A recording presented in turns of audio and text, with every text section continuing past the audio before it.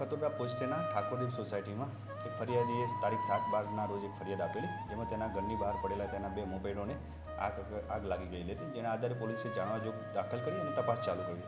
આ તપાસમાં ટેકનિકલી પુરાવા આધારે અને સીસીટીવી આધારે તપાસ કરતા રાત્રિના સમયે 3:30 વાગ્યાની આસપાસ 2 અજાણ્યા ઇસમો બાઇક લઈ આવે છે અને તે પોતે જ્વલનશીલ પદાર્થ મોપેડ ઉપર નાખીને સળગાવી દે છે. ત્યારબાદ એના ટેકનિકલ અને બાતમીદારથી માહિતી મેળવતા 3 આરોપી છે, કુણાલ બાબુરાવ સાલુંકે, યશ સુજન પ્રસાદ પટેલ અને રાહુલ દિલીપ ચૌહાણ. આ 3 આરોપીઓની ધરપકડ કરી છે. તપાસ દરમિયાન માલુમ પડ્યું છે કે રાહુલ દિલીપ ચૌહાણને આ ગુનાના ફરિયાદી સાથે અઠવાડિયા પહેલાં અણબનાવ બનેલો હતો, તેના આવેશમાં આવી અને આ કૃત્યને કરેલું છે.